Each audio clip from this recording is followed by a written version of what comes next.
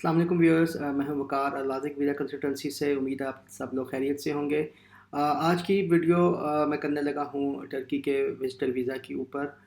बहुत सारे हमारे पाकिस्तान से लोग जाना चाहते हैं टर्की और विजिटर वीज़ा एप्लीकेशन फ़ाइल करते हैं फ़ॉर आइदर टूरिज़म या कोई काम की गर्ज से जाना चाहते हैं, कोई बिज़नेस पर्पज़ की वजह से जाना चाहते हैं, तो वो सारे तुर्की का विजिटर वीज़ा अप्लाई करते हैं। मैं आपको थोड़ी सी डॉक्यूमेंट्स की रिक्वायरमेंट्स बताऊंगा और मैं थोड़ा सा आपको कवर लेटर एक्सप्लेन करूंगा, क्योंकि इसमें आपसे आपका इंटरव्यू लिया जाता है और वो इंटरव्यू आपका ओवर द फ़ोन ही होता है, इसलिए और वो किसी भी टाइम हो सकता है, इसलिए आपको उस वक्त उसके इंटरव्यू के लिए हर वक्त तैयार रहना चाहिए। और जो जो आपने एप्लीकेशन में अपने लिखा हुआ है वो आपको पता होना चाहिए और you need to express that in front of the case officer. जो भी आपको कॉल करेगा वो आपसे सारी डिटेल्स नोट डाउन करेगा, वो पूछ लेगा, आपका पर्पस बेसिकली पूछेगा, तो वो आपको जो भी पूछेगा वो बताना पड़ेगा। खैर उसको हम डिस्कस करेंगे लेटर इन द वीडियो, लेकिन अभी हम शुरू करते हैं। सबसे पहले कि आपके डॉक्यूमेंट्स के कौन से रिक्वायर्ड होंगे इसमें और इसका प्रोसेस क्या होगा। सबसे पहले मैं आपको बता दूं कि जेरीज़ इंटरनेशनल पहले तो ऑथराइज था टर्की एम्बेसी की तरफ से कि वो वीज़ा एप्लीकेशन रिसीव करता था और टर्की काउंसलेट तक वो पहुंचाता था और वापस पासपोर्ट भी आपके वही लेके आता था। लेकिन अब जेरी इंटरनेशनल का कॉन्ट्रैक्ट ख़त्म हो चुका हुआ है, इसलिए अब एनाटोलिया ट्रैवल सर्विसेज है जो कि डिफरेंट सिटीज़ में है। वो तकरीबन हर बड़ी सिटी में उनका ऑफिस हैं। लाहौर में है, कराची में है, इस्लामाबाद में है, फिर गुजरांवाला है, फिर फैसलाबाद है, फिर सियालकोट है और भी कुछ सिटीज़ हैं जहाँ पे उनके ऑफिस हैं। तो जो भी आपको सिटी आपके क्लोजेस्ट होगी वो कहीं भी जाके आप एप्लीकेशन सबमिट करवा सकते हैं। आपके एड्रेस की कोई ममानत नहीं है, बस ये होता है कि जो क्लोजेस्ट सिटी हो आपके वहाँ पे आप जमा करवा सकते हैं, क्योंकि ऐसी एज कोई रिक्वायरमेंट उन्होंने नहीं बताई हुई। लेकिन for to be on the safe side आप हमेशा जो भी आपको एड्रेस के क्लोजेस्ट, आपके आईडी कार्ड के क्लोजेस्ट है, आप वहाँ पे जाके एप्लीकेशन जाके सबमिट करें, क्योंकि अदरवाइज़ अगर आप दूसरी जगह जाके एप्लीकेशन सबमिट करेंगे तो आपको मुश्किल हो सकती है। वैसे तो क्लियर कट उन्होंने अपनी वेबसाइट के ऊपर ऐसा कोई चीज़ नहीं बताई हुई, लेकिन इन द पास्ट ऐसे कुछ एक्सपीरियंसेस हुए हैं लोगों के जहाँ पे अगर फ़र्ज़ करें लाहौर वाला बंदा इस्लामाबाद चला गया तो वहाँ जाके एप्लीकेशन नहीं वो सबमिट कर सका, उनको वापस उन्होंने लाहौर रेफ़र किया था। इसलिए बेहतर है कि जो भी आपके आईडी कार्ड के क्लोजेस्ट एड्रेस है आप वहाँ पे करें। अब हम चलते हैं डॉक्यूमेंट्स रिक्वायरमेंट की तरफ। सबसे पहले तो पासपोर्ट चाहिए आपको और उसकी प्लीज़ वैलिडिटी मेक श्योर करें कि आप it should be 6 months at least valid, otherwise वो एक्सेप्ट ही नहीं करेंगे आपका पासपोर्ट वहाँ पे। उसके बाद आपने पिक्चर्स चाहिए आपको, 2x2 साइज़ की पिक्चर चाहिए, 2 इंच बाई 2 इंच साइज़ की फ़ोटोग्राफ्स चाहिए आपको और वो वाइट बैकग्राउंड के अगेंस्ट होनी चाहिए फ़ोटो आपकी। और याद रखें प्लीज़ इसको ऊपर do not apply any filter. जब जिससे भी आप फोटोग्राफर से आप अपनी पिक्चर्स लेंगे, please please advice him get that do not put any kind of filter on it. मतलब वो लोग अक्सर ब्राइटनेस कर देते हैं, तो वो बिल्कुल नहीं चलेंगे। Please make this take this as original photo to the centre. उसके बाद आपको आईडी कार्ड की कॉपी चाहिए, साथ ओरिजिनल आईडी कार्ड भी साथ चाहिए होगा आपका, वो भी आपने साथ लाजमी लेके जाना है उनको शो करवाने के लिए।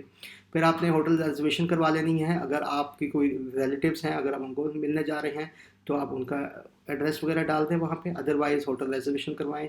booking.com से आप होटल रिजर्वेशन करवा सकते हैं and they are free of cost. आप वहाँ पे जो ऑप्शन होती है pay at the property, please select that और just just book the hotel.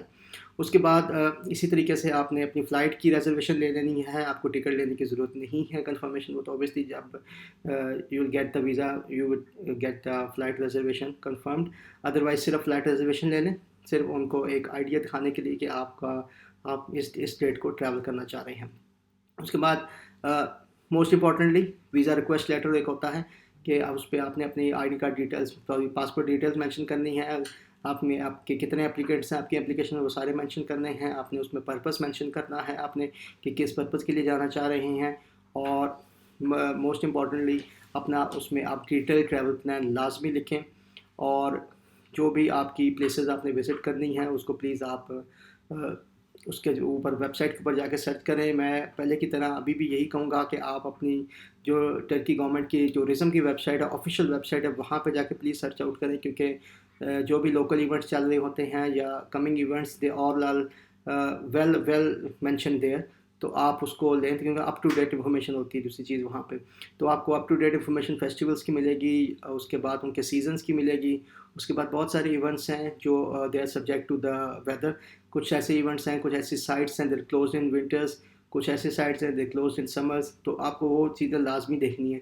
इस तरह अगर आपने गूगल पे कोई भी चीज़ उठा के लिख दी कि मैंने यहाँ पर ट्रैवल करना है, वहाँ पे विजिट करना है, और for instance that site is close in winters, then you will get in trouble. इस वजह से इसको प्लीज़ उसको रिसर्च करें और then put the information there.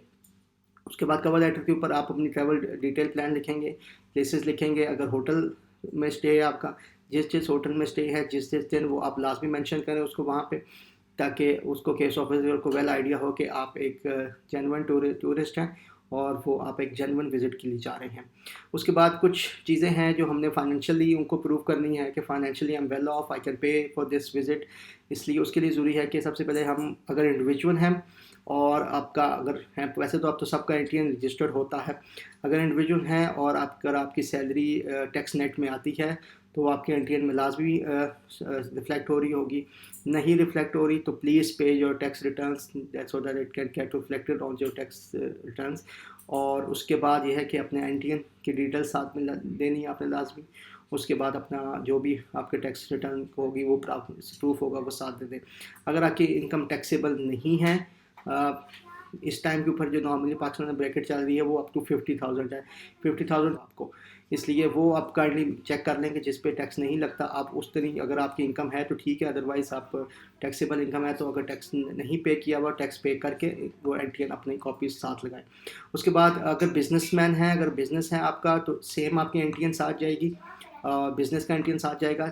अगर चैम्बर ऑफ कॉमर्स का letter you can arrange if you got registered with chamber of commerce, तो please do attach that is a very important document. और होता तो ये ऑप्शनल डॉक्यूमेंट है लेकिन it serves as a very important thing, इसलिए वो ज़रूरी है कि आप उसको अटैच कर दें, वो बहुत पॉजिटिव होता है आपकी एप्लीकेशन के लिए। इंडिविजुअल हैं, जॉब करते हैं तो salary slips at least for the last 6 months उसको अटैच करें आप, और उसको ताकि शो करें कि मैं जॉब करता हूँ। और एक और रिकमेंडेशन है मेरी कि जो भी आपका विजिट होगा, क्योंकि you are working somewhere, obviously you need to get leave application for them to approve so that you can go and have vacations in Turkey. तो आप वो अपनी जो लीव एप्लीकेशन है जो आपने आपकी अप्रूव हुई हुई है उसकी कॉपी भी लाजमी आप अपने एप्लीकेशन के साथ लगाएं, so that the case officer know that if he is going for a tourism he has like his leaves approved, so that's why he's going। otherwise उसको डाउट हो सकता है कि इसकी लीव्स इसने अप्रूव नहीं है या हो सकता है ये काम ही नहीं करता, इस वजह से वो will start to dig out further into this। वैसे तो तुर्की का वीज़ा आसान होता है, कोई इतना इश्यूज़ नहीं होते, लेकिन ये जो मैंने चीज़ें आपको बताई हैं सारी प्रैक्टिकल चीज़ें बताई हैं जो हम लोग एक्सपीरियंस करते हैं, हम जब अपनी क्लाइंट्स की फाइल्स प्रोसेस करते हैं तो हम लोग ये चीज़ें मेक श्योर करते हैं कि if he is a businessman then his tax returns, his chamber of commerce, his bank statements are all attached.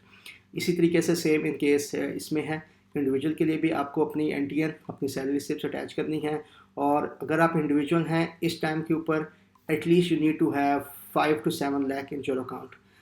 Embassy consulate इस चीज़ को बिल्कुल भी एक्सप्लेन नहीं करता कि how much bank statement you should have, लेकिन इट्स अ रफ आइडिया, और rough idea in a sense के we do process lot of files for the Turkey visitor visa.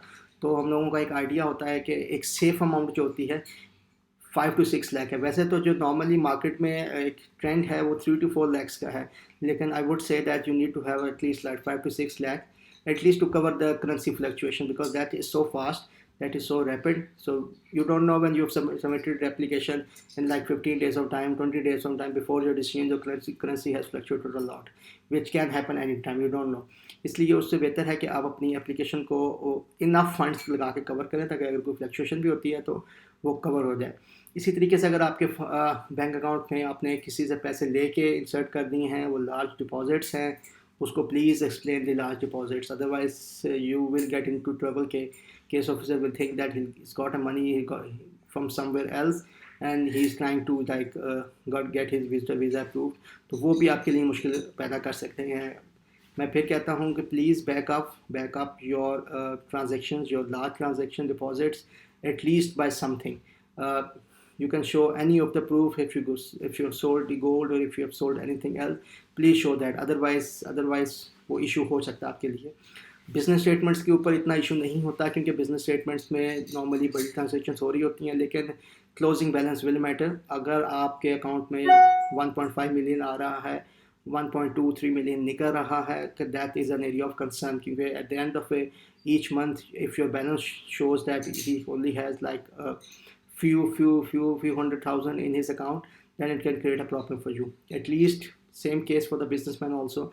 If he's an individual, same case, you need to have 5 to 6 lakh in your account to have like so that you can sail smoothly in this visa application thing.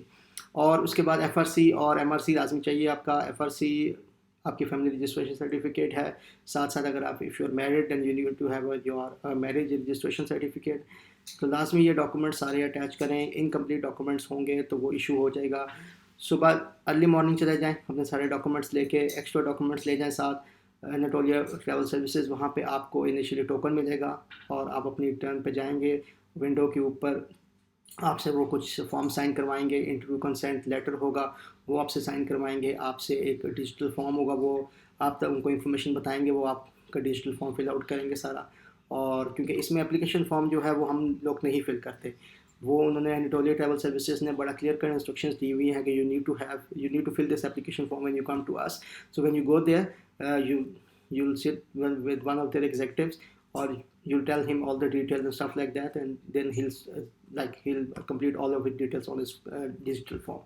तो आप वहाँ जाके application form complete करेंगे. उसके बाद अपने सारे documents, अपनी सारी फाइल, कंसेंट लेटर लाजमी साइन कीजिएगा. Interview consent letter, even if he has forgotten, तो लेकिन फिर भी आप उससे कहें कि मुझे इंटरव्यू कंसेंट लेटर साइन करना है, तो वो आपको वो दे देगा साइन करने के लिए. क्योंकि otherwise you need to have another visit to the Anatolia Travel Service to sign that letter. Otherwise अगर आप कंसेंट लेटर नहीं देंगे तो आपसे इंटरव्यू नहीं कंडक्ट कर सकते. और इंटरव्यू मैंडेटरी होता है टर्की की वीज़ा एप्लीकेशन के लिए. आई थिंक 5% चांस होता है आउट ऑफ 100. 5% एप्लीकेशंस ऐसी होती हैं कि they get approved without the interview, but they are not the first time application, they are at least the second time applications. मतलब फर्स्ट टाइम उनका विजिटर वीज़ा अप्रूव हुए थे, दे वुड हैव ट्रैवल्ड, और second time again they want to travel and they put a new application again. So उस केसेस में ऐसा नज़र आता है कुछ इन पास्ट एक्सपीरियंसेस से कि वो वीज़ा इंटरव्यू के बगैर ही अप्रूव होते रहे हैं. एक और चीज़, अगर आपके पास USA का B1 B2 या कोई भी विजिटर वीज़ा आपके पास वैलिड है, उसके बाद शेंजन स्टेट का आपके पास विजिटर वीज़ा वैलिड है, तो Pakistani citizens can apply for the e visa. आप ऑनलाइन जाएँ ई वीज़ा की वेबसाइट के ऊपर और ऑनलाइन जाके आप अप्लाई कर दें, तो वो आपके लिए बड़ा एक स्मूथ प्रोसेस हो जाएगा. अदरवाइज़ जिसके पास USA या शेंजन स्टेट्स के वैलिड वीज़ा नहीं है इस टाइम के ऊपर, और वैलिड होना चाहिए, एक्सपायर्ड नहीं होना चाहिए, वैलिड होना चाहिए वीज़ा. एक्सपायर अगर नहीं है तो वो फिर सेम जो मैंने आपको बताया, जो कंप्लीट एप्लीकेशन का प्रोसेस है उसको आप फॉलो करेंगे.